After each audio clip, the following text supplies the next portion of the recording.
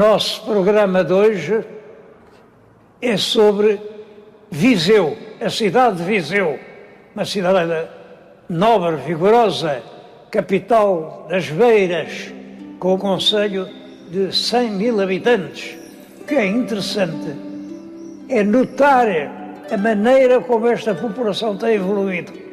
O concelho, em 1801, portanto, no princípio do século XIX, 1801, tinha 33 mil habitantes. 50 anos depois, em 49, tinha 36 mil. Em 900, tinha 54 mil. Em 1930, tinha 61 mil. Em 1960, tinha 79 mil. Em 81, tinha 83 mil. Aqui houve uma paragem, para 91 tem também 83.601, quer dizer, uma paragem na evolução, por causa da grande onda de imigração que nessa altura houve. Em 2001, 93 mil e em 2008, 99.016. Hoje ultrapassa seguramente os 100 mil.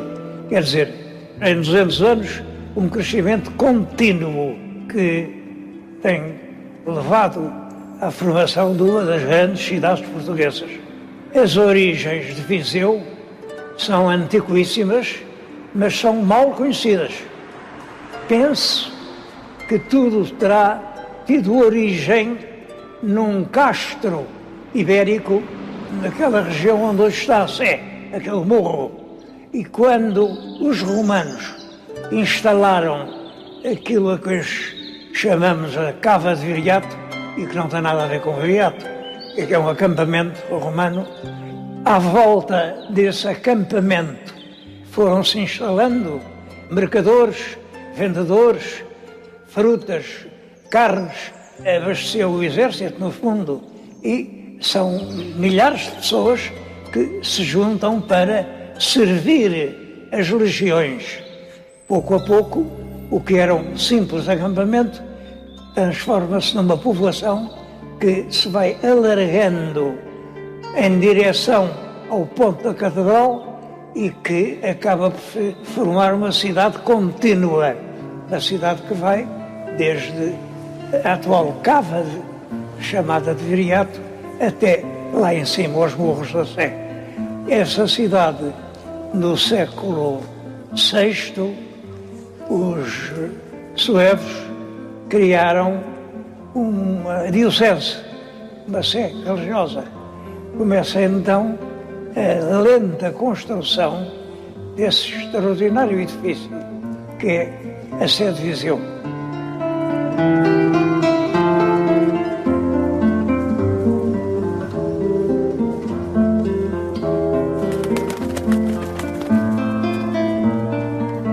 Desde há muito que existe a tradição de que Viriato era de Viseu.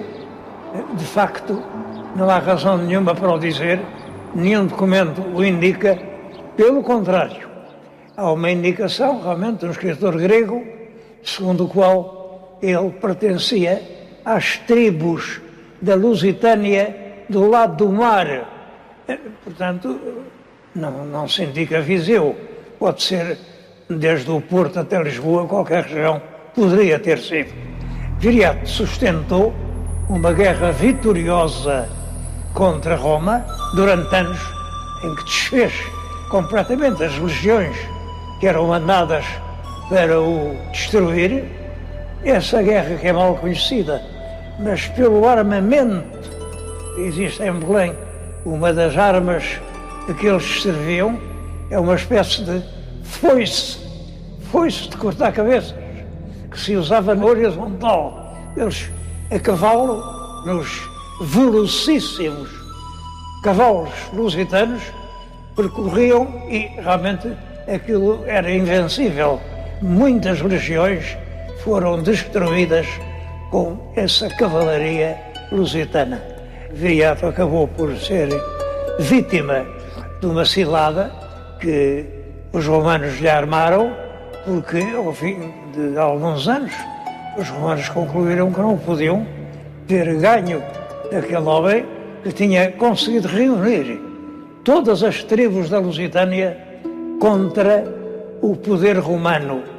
Foi atraído a uma tenda com o pretexto de negociar um tratado e aí foi assassinado por 3 traidores a soldo de Roma.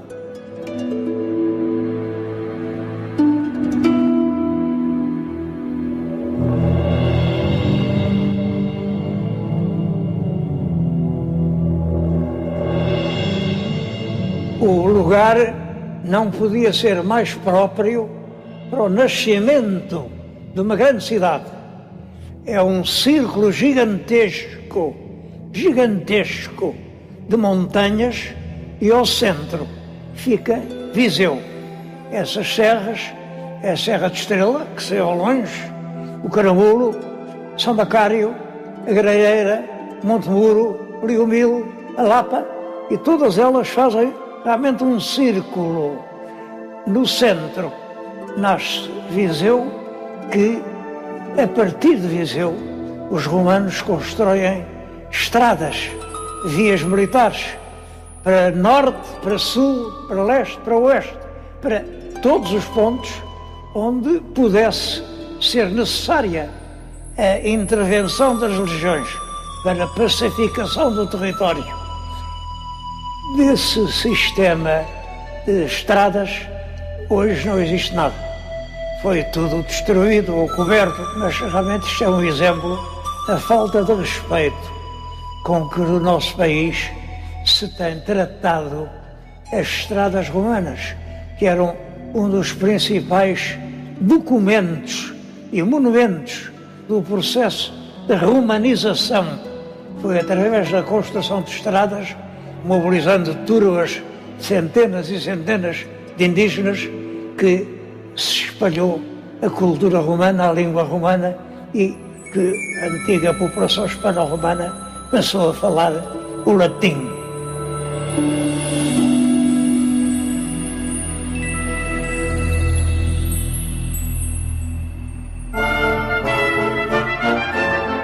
Como em todas as cidades, há muitas lendas.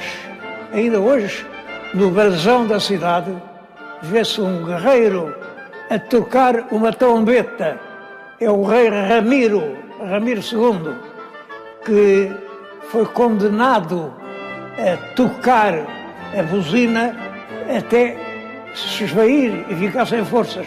Mas é claro, com esse toque ele chamou, mas foi os seus guerreiros com os quais se apoderou de Gaia, da cidade de Gaia. Isto é a lenda de Gaia, que é uma lenda muito bonita, muito bonita. Outra lenda é a de o rei Rodrigo. O rei Rodrigo, numa capela que ali há, está um túmulo em que diz: aqui jaz Rodrigo, rei dos godos. Isto é mais que duvidoso, é mais que duvidoso. O rei Rodrigo realmente é o último rei da monarquia visigótica. A monarquia visigótica não era hereditária. Quando morria um rei, elegia-se outro rei. Quando morreu Witiza, elegeram este rei Rodrigo, mas com desacordo de uma grande parte da nobreza, ficou dividida. Metade era pelo Witiza, metade era pelo Rodrigo. E é nessa altura que se dá uma invasão árabe no sul da península. As tropas atravessam o Estreito de Gibraltar, desembarcam e invadem a península.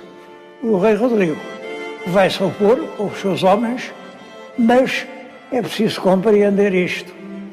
Só os visigodos de sangue é que podiam ter armamento e serviço militar. Quem fosse hispano-romano não podia usar armas. Ora, devo dizer que os visigodos eram uma pequeníssima minoria em relação aos hispano-romanos. Resultado, os militares do exército do rei Rodrigo eram poucos e foram completamente destruídos ou tiveram que fugir, fugiram para o norte e foram se instalar lá nas comarcas serranas das Astúrias. É aí que começa depois a reconquista cristã. É também o facto da grande maioria da população não ser visigótica, ser hispano-romana, facilitou a instalação dos árabes. Os árabes dominaram em poucos anos toda a península. Dominaram-na com facilidade. Não houve resistências, porque para aquelas populações tanto fazia estarem dependentes de senhores visigodos como estarem dependentes de senhores árabes. Era uma questão de pagamento. Pagavam um tributo e viviam. Bom, essa dominação islâmica foi duradoura. A Batalha de Guadalete é em 711. Portanto, eles entram em 711. De Portugal só saíram com a conquista definitiva do Algarve, que é em 1248, por Dom Afonso III. Mas da Espanha, da Península, o reino mouro de Granada só foi conquistado em 1492. Quer dizer, são realmente longuíssimos períodos históricos que deixaram a sua marca, sobretudo nas instituições agrícolas. Eles aqui aplicaram água, conseguiram culturas de regadio onde não existiam, introduziram plantações novas e ficaram muitos vestígios da presença árabe.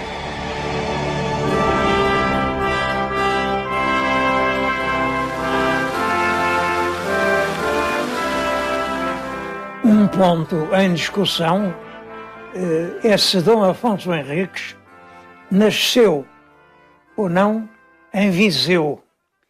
Durante muitíssimo tempo foi unânime a tradição de que ele nasceu em Guimarães, no Castelo de Guimarães, que era a cabeça do condado portucalense. Mas há poucos anos, um incidente levantou a questão, onde era, não era, e um grande investigador, o sábio Dr. Almeida Fernandes, fez uma investigação cuidadosa e chegou à conclusão de que Dom Afonso Henriques terá nascido em Viseu.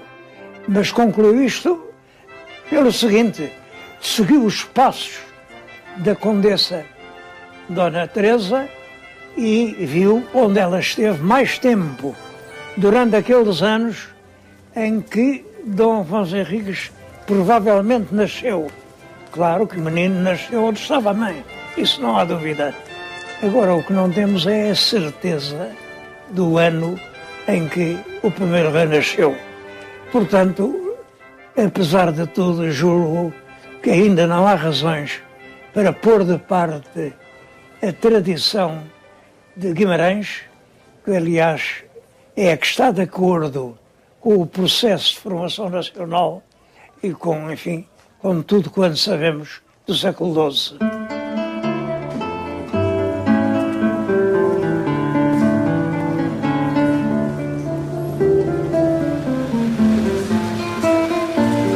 A Condessa Dona Teresa deu fural a Viseu em 1123. Deu fural, portanto passou a haver uma comunidade organizada, mas é curioso, não se fala, ninguém fala em Castelo de Viseu. Não havia castelo, nem alcaide, nem nada disso. Depois, muito mais tarde, deram ao infante Dom Henrique o título honorífico de alcaide-mor de Viseu, mas que ele também nunca usou, ele nunca esteve em Viseu. Viseu não teve castelo. Há mesmo uma tradição muito crível, segundo a qual o que servia de fortaleza à defesa da cidade era a catedral. A catedral, como sabem, tem ameias, é uma fortaleza. E era aí que eles estariam fortes, no caso de terem que defender a cidade. O desenvolvimento de Viseu acentua-se muito com a criação de uma feira franca pelo rei Dom Sancho Primeiro, em 1188. Essa feira, criada no século XII, ainda hoje existe e é um dos principais acontecimentos mercantis das feiras. Chama-se Feira de São Mateus. Viseu, terra do povo. Não há guerras, não há castelos, não há fortalezas. Viseu é uma cidade do povo. Eu penso que isso explica em grande parte o caráter atual de Viseu, a atividade dos vizienses, a riqueza e a energia daquela gente.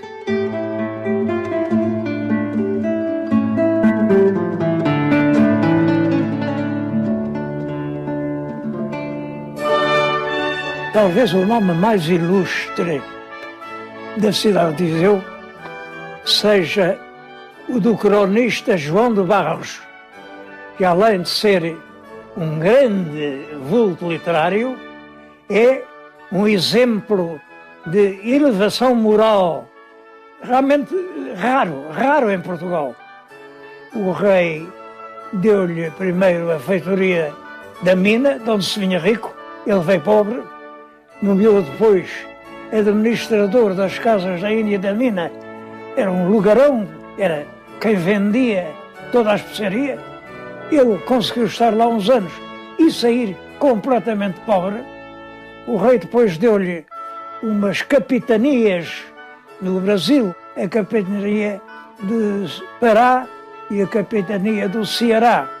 Organizou-se uma esquadra para ir tomar posse das capitanias, uma esquadra de 9 naus e com perto de 1000 homens. Aquilo foi mal dirigido, os navios foram envolvidos num turbilhão, foi tudo profundo e morreu quase toda a gente.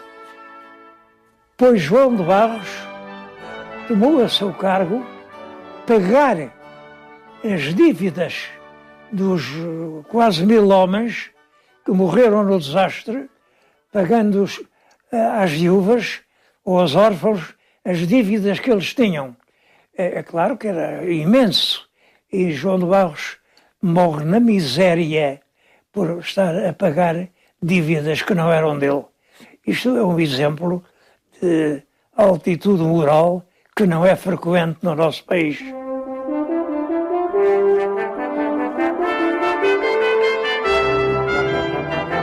Outro grande nome de Viseu é o de Grão Vasco. Vasco Fernandes, que era um grande pintor, por isso chamavam-lhe Grande Vasco, era o nome dele. Há um museu que está instalado no antigo Paço Episcopal. Reúnem-se aí muitos tesouros da pintura portuguesa e pode-se admirar o talento realmente de Grão Vasco. A riqueza da cor, o equilíbrio da composição, a harmonia, são quadros que dá gosto olhar para eles. Reparem, reparem.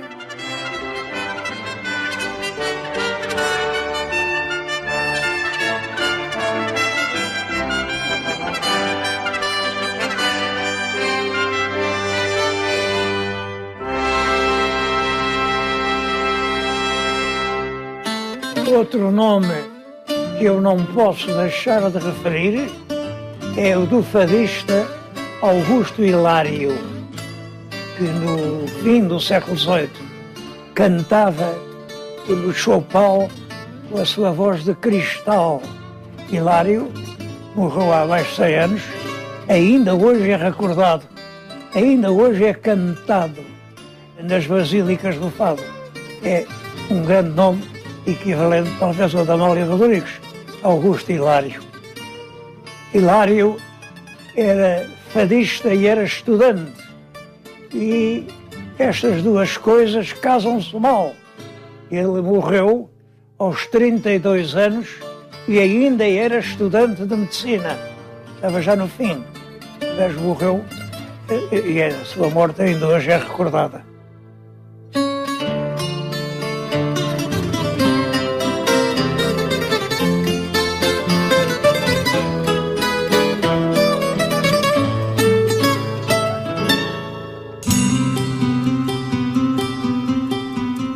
uma instituição importante e nova de Viseu é o Instituto Politécnico.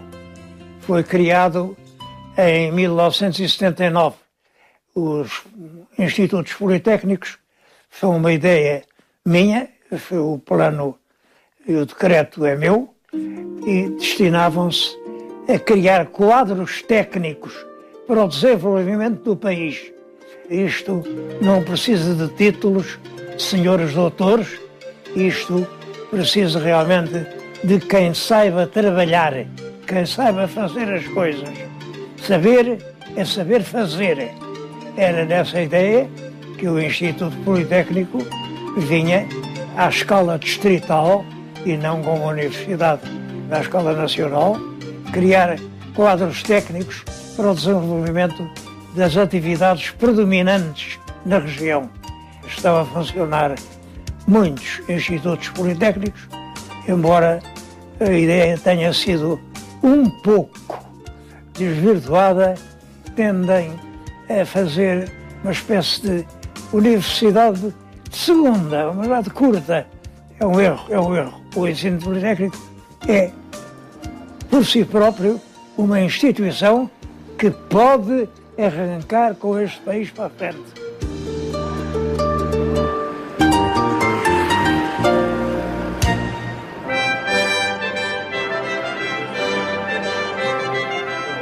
Outra grande figura que eu me esqueci de referir é o rei Dom Duarte. O rei Dom Duarte, autor do Leal Conselheiro, é um intelectual de fina sensibilidade. Ele tinha problemas mentais, problemas de esgotamento, de fadiga enorme. Ele chamava a tudo isso humor merencório. E uma parte do livro do Leal Conselheiro é uma análise do humor merencório. É, portanto, o primeiro livro de psicologia que se publicou em Portugal. Viseu recorda o nascimento de Dom Duarte aqui com uma estátua. Eu acho que esta estátua é pobre porque Dom Duarte era um grande cavaleiro. Um dos livros dele é a arte de cavalgar toda a sela. É um tratado de equitação em que ele conta como é que se faz. Ora bem, o rei cavaleiro tem uma estátua a pé. A pé. Porquê que não lhe dão um cavalo? Eu acho que o rei merecia bem, o rei cavaleiro merecia bem um cavalo, como ele sempre usou.